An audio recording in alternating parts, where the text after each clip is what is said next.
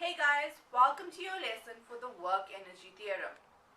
In this lesson, we want to look at the work energy theorem and we want to look at how we can use that in our calculations and how that applies to physics and what we've been learning. Now, the work energy theorem can be extended as you can see. The work energy theorem can be extended to include potential energy.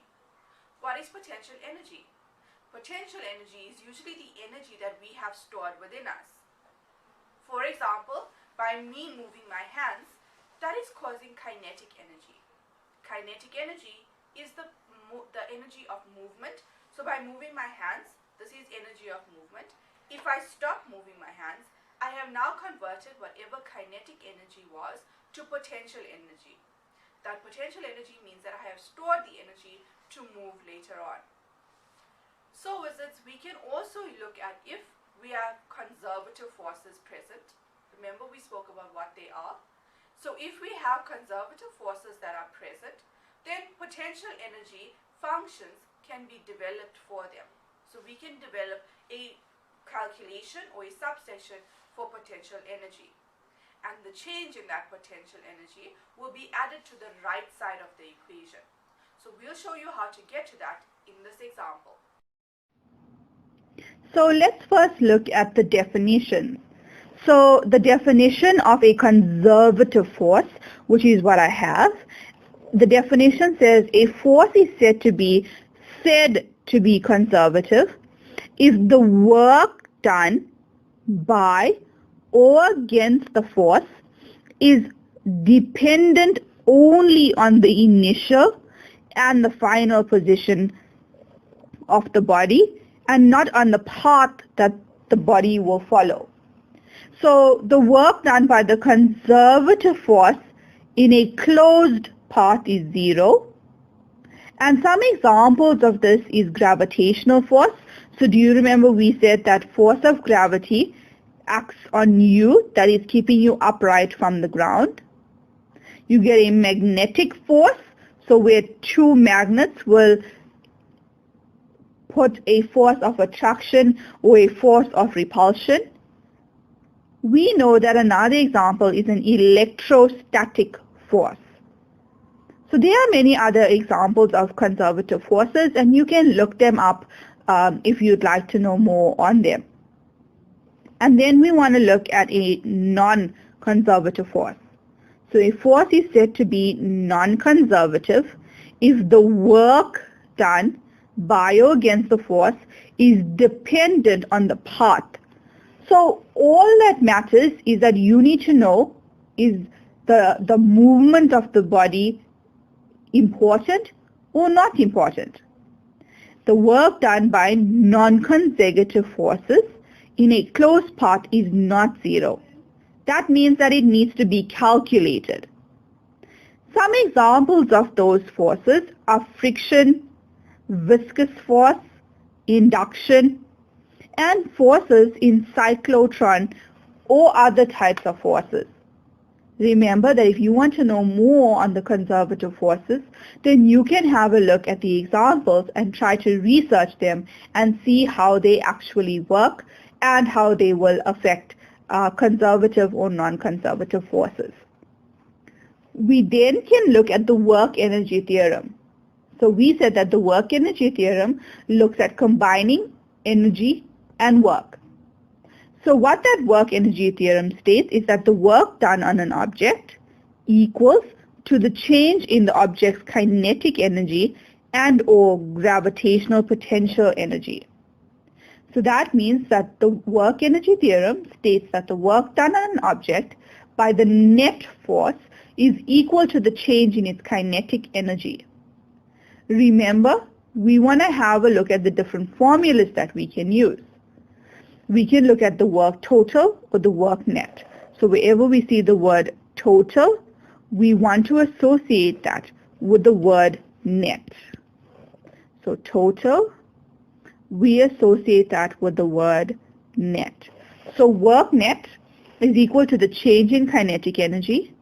The change in kinetic energy will equal to the final minus the initial and then you calculate them each independently. Or gravitational potential energy, where we look at the formula for potential energy as the gravitational energy, the final minus the initial, and then break it down into its components.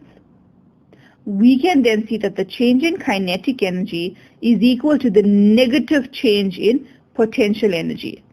Why do we say negative change? What did we learn about kinetic energy and potential energy? We learned that they are inversely proportional. As kinetic energy increases, potential energy decreases. As potential energy increases, kinetic energy increases. But they increase and decrease within the same magnitude. Why do they increase and decrease by the same magnitude? That is because during the magnitude or the change, we know that there is a conservation of energy, which means that energy cannot be lost or created or destroyed. It is rather transformed from one form to the other. Using what we know, we can look at the following example. It says, the driver of a 1000 kg car is traveling at a speed of 16,7 meters per second. Now in that car, the car applies the brakes when he sees a red light. The car brakes, which provides a frictional force of 8,000 newtons. Determine the stopping distance of the car. So what do we have in this example? We have the mass of the car, which is equal to 1,000 kgs. What else do we have? We have the speed, and speed is also the velocity, which is equal to 16,7 meters per second. And then we have the force of friction, which is equal to 8,000 newtons. We want to know the stopping distance of the car. So the first step is to look at what is given and see if they all are in their SI units, and they are. Then we can look at step 2. Step 2 is to determine how we are going to approach the problem. What are we going to do? We want to apply the work energy theorem. We know that all the car's kinetic energy is lost to friction, and therefore the change in the car's kinetic energy is equal to the work done by the friction. So we can therefore first need to determine the car's kinetic energy at the point of braking. So the first step is to look at the kinetic energy, which is equal to E, or energy of kinetic, which is equal to half m, which is the mass, times velocity squared. Once we have done that, this energy is equal to the work done by the brakes. So we have the force that is applied by the brakes. What can we use? Do you remember that we learned about work, and we learned that work is equal to F delta x cos theta. So let's work with step 2. Let's calculate this. The next step is to determine the kinetic energy. So let's calculate. Half, what is the mass? The mass is 1,000 kgs. What is the velocity? 16,7 squared. So what is my kinetic energy going to equal to? It's equal to 139,445 joules. The next step is to look at work. We are assuming that at the stopping distance, we're going to assume that the change in the distance is 0. So assuming that the stopping distance is 0, since the direction of the applied force and the displacement is in opposite direction, so it's friction works in the opposite direction, we can then say that we want to calculate this. Force is equal to the 8,000 newtons. Delta x, we assuming to be delta x at the initial, and then we get cos of 180 degrees. So what am I left with? When I calculate this, I know that cos of 180 is minus 1.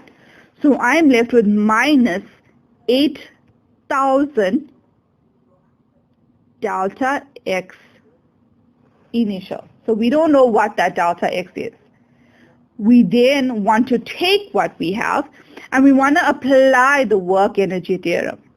So we said the work energy theorem says that work net is equal to the change in the energy kinetic.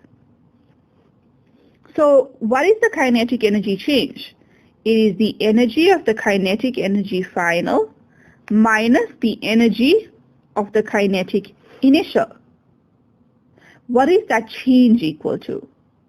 We can say that we calculated, so this is work net, we calculated work net, and work net was minus 8,000 delta x 0, and that would be equal to, what is the kinetic energy final? There is no kinetic energy once the car has stopped. Remember that kinetic energy is movement. Once the car has stopped, it has zero kinetic energy, minus the kinetic energy at the initial, which is 139,445. Once I have that, I can say that delta x is equal to minus 139,445 all over minus 8,000, and that's going to give me a value of 17,4 meters. So what have I done with it? What have I calculated? I've taken the example that I've had. I've calculated the kinetic energy that was needed. I then calculated the work done. I then used both of those examples to do an equation that will give me the final answer that I needed, which is the stopping distance of the car.